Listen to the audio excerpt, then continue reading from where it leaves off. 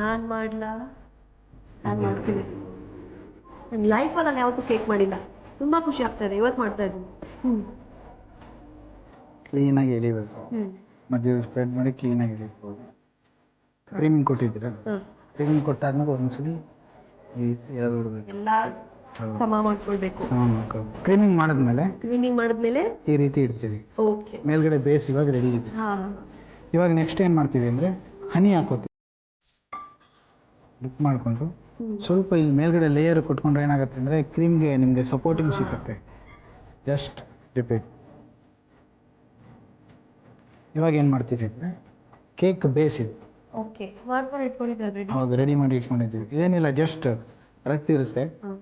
ರಟ್ ಮೇಲ್ಗಡೆ silver foil paper ಹಾಕೊಂಡು, ಯಾಕಂದರೆ ಡೆಕೋರೇಷನ್ ಕೇಕ್ ಇದ್ರೆ ಅಲ್ಟಿಮೇಟ್ಲಿ ನೀವು ಯಾವ ರೀತಿ ಕಾಣಿಸುತ್ತೆ ಅದ್ರ ಮೇಲೆ ಪ್ರೆಸೆಂಟೇಷನ್. ಸಿಲ್ವರ್ ಫಾಯಿಲ್ ಪೇಪರ್ ತೊಗೊಂಡು ನಾನಿವಾಗ ನಿಮ್ಗೆ ತೋರಿಸುವಂಥದ್ದು ನಾರ್ಮಲ್ ಕೇಕ್ ಯಾವ ರೀತಿ ಡೆಕೋರೇಟ್ ಮಾಡ್ತಾರೆ. ಅದೇ ರೀತಿ ಹೌದು, ಮೇಲ್ಗಡೆ ಜಸ್ಟ್ ಕೇಕ್ ನೀವು ವೈಪಿಂಗ್ ಮಾಡ್ಬೇಕಂದ್ರೆ ತುಂಬ ಹುಷಾರಾಗಿರ್ಬೇಕು. ಅದು ತುಂಬ ತಿಕ್ಕು ಇರಬಾರ್ದು, ತುಂಬ ತಿನ್ನು ಇರಬಾರ್ದು. ಅಂದರೆ ಸುಮಾರು ಒಂದು 2-3 mm 3 ಮಿಲಿಮೀಟರ್ ಅಷ್ಟು ಮಾತ್ರ ಇರಬೇಕು. ತುಂಬ ಕ್ರೀಮ್ ಆಗಿಬಿಟ್ರೆ ಅದೊಂಥರ ಫ್ಲಫಿನೆಸ್ ಆಗಿರುತ್ತೆ, ತುಂಬ ಚೆನ್ನಾಗಿ ಟೇಸ್ಟ್ ಕಾಣಿಸೋದಿಲ್ಲ. ಇದು ಚಾಕೋ ಚಿಪ್ ಅಂತ ಕಮರ್ಷಿಯಲ್ ಆಗಿ ಸಿಗುತ್ತೆ. ಇದನ್ನೇನಂದರೆ ರೆಫ್ರಿಜಿರೇಟರಲ್ಲೇ ಇಟ್ಟಿರಬೇಕು. ಹೊರಗಡೆ ಟೆಂಪ್ರೇಚರ್ ಇಟ್ಟರೆ ಇದು ಮೆಲ್ಟ್ ಆಗೋಗುತ್ತೆ. ಅದಕ್ಕೆ ನೀವು ಬೌಲಲ್ಲಿ ಇಟ್ಟಿಲ್ಲ? ಹೌದು, ಬೌಲಲ್ಲಿ ಇಟ್ಟಿಲ್ಲ, ಕವರ್ ಮೇಲೆ ಇಟ್ಟಿದ್ದೀನಿ. ಇವಾಗ ನೆಕ್ಸ್ಟ್ ಏನಂದರೆ ಈಗ ಡೆಕೋರೇಷನ್ ಆದಮೇಲೆ ನಾವು ಫಿನಿಶಿಂಗ್ ಕೊಟ್ಟ ಮೇಲೆ ಈ ಚಾಕೋ ಚಿಪ್ನ ಒಂದು ಸ್ವಲ್ಪ ಉದುರಿಸಿ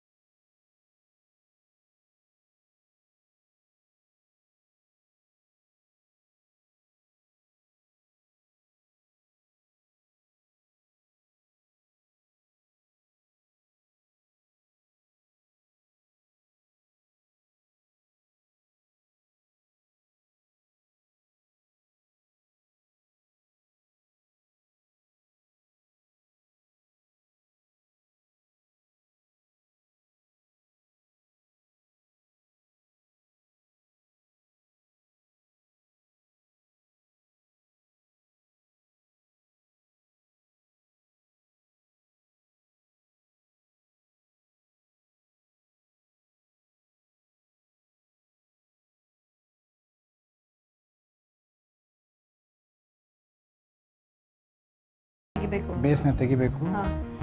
this cake is ready for taste. No, okay. ಮತ್ತೆ ಫಸ್ಟ್ ಇದನ್ನ ಏನು ಮಾಡಬೇಕು ಅಂದರೆ ಅಲ್ಲಿ ಫ್ರಿಜ್ ಇದೆ, ಫ್ರಿಜ್ಜಲ್ಲಿ ಒಂದು 30 ಮಿನಿಟ್ಸ್ ಇಡಬೇಕು. 30 ಮಿನಿಟ್ಸ್?